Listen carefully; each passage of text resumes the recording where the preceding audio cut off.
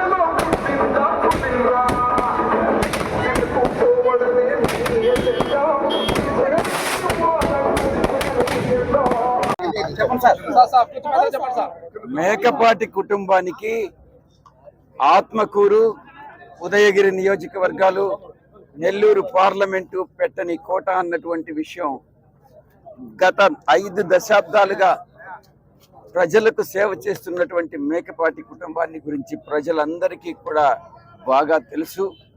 ప్రజా సేవలో నిమగ్నమై ఉన్నటువంటి ఈ యొక్క కుటుంబానికి ప్రజలు చూపిస్తున్నటువంటి ఆదరణ, ప్రేమ, ఆప్యాయత అన్నటువంటిది నిజంగా అపురూపంగా భావిస్తా ఉన్నాను. ఇక మేకపాటి విక్రమ్ రెడ్డి గారు ఆత్మకూరు నియోజకవర్గాన్ని నుంచి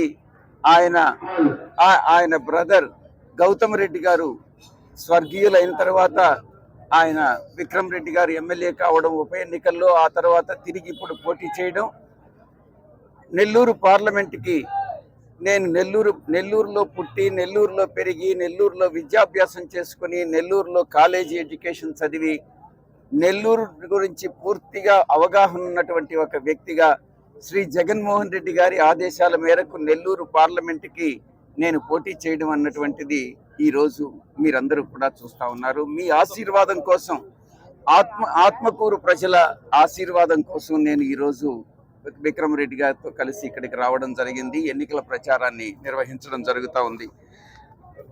గౌతమ్ రెడ్డి గారి గౌతమ్ రెడ్డి గారి జ్ఞాపకాలన్నీ కూడా ఈ రోజు కూడా మన ప్రజల ఆత్మకూరు ప్రజల మనసుల్లో అలాగే నిలిచిపోయాయి అన్నటువంటి విషయం మన ఎటువంటి సందేహము లేదు. ఇక్కడ ముఖ్యంగా చెప్పుకోవాల్సిన విషయం ఒకటి ఉంది, ఆనం రామనారాయణ రెడ్డి గురించి. ఆనం రామనారాయణ రెడ్డి మారని పార్టీ లేదు. మొట్టమొదట కాంగ్రెస్ పార్టీలో ఉన్నారు. కాంగ్రెస్ పార్టీలోనే అప్పట్లో ఆయన చేసినటువంటి కుటిల రాజకీయాలు స్వర్గీయ రాజశేఖర రెడ్డి గారికి వ్యతిరేకంగా మీ అందరికీ కూడా తెలిసి ఉంటాయి అనుకుంటాను. ఆ తర్వాత స్వర్గీయ రాజశేఖర రెడ్డి గారు చనిపోయిన తర్వాత ఆయన తెలుగుదేశం పార్టీలో చేరడం, తెలుగుదేశం పార్టీ నుంచి ఆయన పోటీ చేయడం అన్నీ కూడా మీ అందరికీ కూడా తెలుసు. ఆ తర్వాత తిరిగి వెంకటగిరి నుంచి వైఎస్ఆర్సీపీలో చేరి వెంకటగిరి నుంచి పోటీ చేయడం, ఏదైతే పార్టీ నుంచి గెలిచి ఎన్నికయ్యాడో ఆ ప్రజలకి ఆ పార్టీకి వెన్నుపోటు పొడిచినటువంటి వ్యక్తి ఆనం రామనారాయణ రెడ్డి గారు. ఒక్కసారి వెనక్కిగానే తిరిగి చూసుకున్నట్లయితే రామనారాయణ రెడ్డి ఏ విధంగా మాట్లాడింది, మన జగన్మోహన్ రెడ్డి గారిని కించపరుస్తూ అభిశంసిస్తూ అనవసరమైనటువంటి అసభ్యకరమైనటువంటి పదజాలంతో ఆయన దూషించినటువంటి ఆ యొక్క స్టేట్మెంట్ని ఈ రోజు కూడా నేను మర్చిపోలేకుండా ఉన్నాను. ఇటువంటి అవినీతికి పాల్పడేటటువంటి కుటిల స్వభావం ఉన్నటువంటి, నిలకడ లేనటువంటి, గర్వంతో కూడినటువంటి ఇటువంటి రాజకీయ నాయకుల్ని ఆనం రామనారాయణ రెడ్డి లాంటి వాళ్ళని ప్రజలు వెలివేయాలి అన్నటువంటి విషయాన్ని నేను నిర్బంధంగా చెప్తా ఉన్నా. ఉప ఎన్నికల్లో గెలిచినప్పటి నుంచి కూడా విక్రమ్ రెడ్డి గారు ఆత్మకూరు ప్రజలందరికీ కూడా సేవలు అందిస్తా ఉన్నారు. ఇందుకోసం ఆయన ఆత్మకూరు డెవలప్మెంట్ ఫోరం అన్నటువంటిది, ఏడిఎఫ్ అన్నటువంటిది ఏర్పాటు చేసినటువంటి విషయం మీ అందరికీ కూడా తెలుసు. 20 లక్షల రూపాయలతో ఆత్మకూరు, మర్రిపాడు, అనంతసాగరం మండలాల్లో ప్రభుత్వ పాఠశాలల్లో డిజిటల్ తరగతులు ఏర్పాటు చేసి అభివృద్ధి చేయడం జరిగింది. 1.5 సంవత్సరాల్లో 3 సార్లు ఏడిఎఫ్ ఏర్పాటు చేసిన మెగా జాబ్ మేళాస్ నిజంగా చాలా చాలా మంచి విషయం. యువతకి ఉద్యోగావకాశాలు కల్పించడంలో జాబ్ మేళా అన్నటువంటిది ప్రధాన పాత్ర వహిస్తాయి. విక్రమ్ రెడ్డి గారిని నిజంగా అభినందించాల్సినటువంటి విషయం. ఇక గ్రూప్ 2 ఇతర పోటీ పరీక్షల్లో హాజరయ్యేటటువంటి విద్యార్థులందరికీ కూడా 4 లక్షల విలువైనటువంటి పుస్తకాలను పంపిణీ చేసినటువంటి ఘనత విక్రమ్ రెడ్డి గారిది.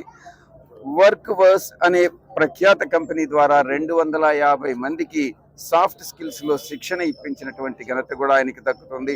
మేకపాటి గౌతమ్ రెడ్డి గారు ఎంజీఆర్ ఫౌండేషన్ నిధులతో 4.5 కోట్ల రూపాయల ఆత్మకూరు బస్టాండ్ కొత్త హంగులతో ఆధునీకరించినటువంటి ఘనత కూడా మేకపాటి కుటుంబానికి దక్కుతుంది. ఇక ఆత్మకూరు పట్టణంలో 14, 15, 16, 17, 18, 19, 20 వార్డుల్లో ఈ యొక్క వార్డుల్లో సంక్షేమ కార్యక్రమాల కోసంగా గత 5 సంవత్సరాల్లో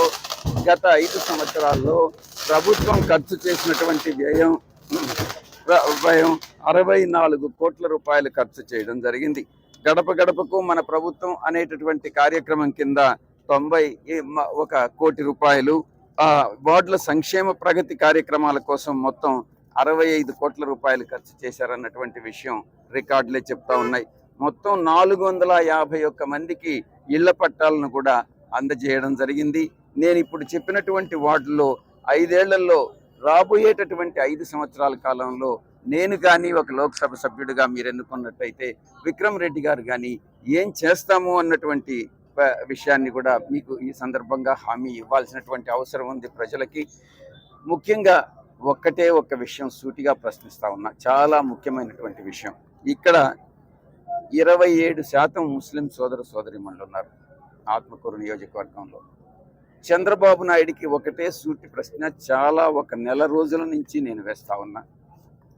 మీరు బీజేపీ, జనసేన, తెలుగుదేశం పార్టీ జతగట్టారు.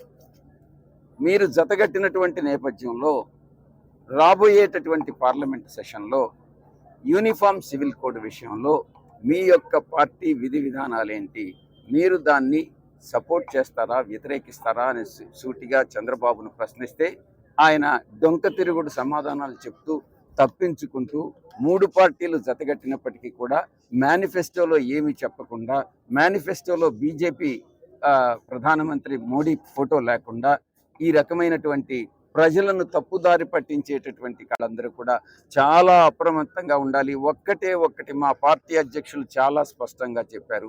ఏకాభిప్రాయం లేకుండా ముస్లిం మత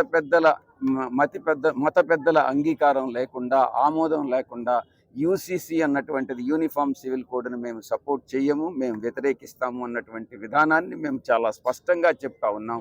ముస్లిం ఎవరైనా కూడా బీసీ మాకు అందరూ కూడా హిందూ మతంలో ఉన్నటువంటి వాళ్ళు కానీ, హిందూ మతంలో ఉన్నటువంటి బీసీలు, ఎస్సీలు, ఎస్టీలు, దళితులు అందరూ, ఆ తర్వాత ముస్లిం సోదరులు కానీ, క్రిస్టియన్ సోదరులు కానీ, జైన్ సోదరులు కానీ, అన్ని మతాల వాళ్ళు కూడా మాకు ఇంపార్టెంట్, చాలా ముఖ్యమైనటువంటి వాళ్ళు. ఎందుకనంటే సెక్యులర్ భావాలు కలిగి ఉన్నటువంటి పార్టీ వైఎస్ఆర్ కాంగ్రెస్ పార్టీ. చాలా స్పష్టత ఉంది. మేము కులాలకి మతాలకి అతీతంగా ఏ పథకం, సంక్షేమ పథకం ఇచ్చినా, ఏ అభివృద్ధి కార్యక్రమం చేసినా వీటికి అతీతంగా శాచురేషన్ మోడ్లో చేస్తామన్నటువంటి విషయం చాలా స్పష్టంగా నేను తెలియజేస్తా ఉన్నా. ఇక రాబోయేటటువంటి 5 సంవత్సరాల కాలంలో నేను కానీ, విక్రమ్ రెడ్డి గారు కానీ 3.3 కిలోమీటర్ల సీసీ రోడ్డు నిర్మాణం చేపట్టాలి. 4.3 కిలోమీటర్ల రోడ్లు సీసీ డ్రైన్ నిర్మించాల్సి ఉంది ఆత్మకూరు పట్టణంలో. ఇక పట్టణంలో మిగతా ఒక సపరేట్గా ఒక మేనిఫెస్టోని మేము నెల్లూరు పార్లమెంటు కోసంగా రిలీజ్ చేశాం. దాంట్లో చాలా స్పష్టంగా చెప్పడం జరిగింది. ఆత్మకూరు నియోజకవర్గానికి ఏం చేస్తాం, ఒక్కొక్క పార్లమెంటు పరిధిలో ఉన్నటువంటి ఒక్కొక్క అసెంబ్లీ నియోజకవర్గానికి ఏమేమి హామీలు ఇస్తున్నాం, ఏ కార్యక్రమాలు చేపడతాం అన్నటువంటిది చాలా స్పష్టంగా చెప్పబడింది. 100% అన్ని హామీలను అమలు చేస్తామని సందర్భంగా తెలియజేస్తూ పార్లమెంటుకు అభ్యర్థిగా నిలబడుతున్నటువంటి విజయసాయి రెడ్డి నాకు ఆత్మకూరు అసెంబ్లీకి నిలబడుతున్నటువంటి అభ్యర్థిగా పోటీ చేస్తున్నటువంటి మేకపాటి విక్రమ్ రెడ్డి గారికి ఓటు వేసి గెలిపించాల్సిందిగా ఎల్లప్పుడూ ఎల్లవేళలా ప్రజల సమస్యలనే మా సమస్యలుగా భావించి ప్రజలకు అందుబాటులో ఉండి వాళ్ళకి సమస్యలను పరిష్కరిస్తామని హామీ ఇస్తూ, అటు అభివృద్ధి కానీ, ఇటు సంక్షేమ పథకాలు కానీ, రెంటి విషయాల్లో సమతుల్యం పాటిస్తామనని ఆ హామీ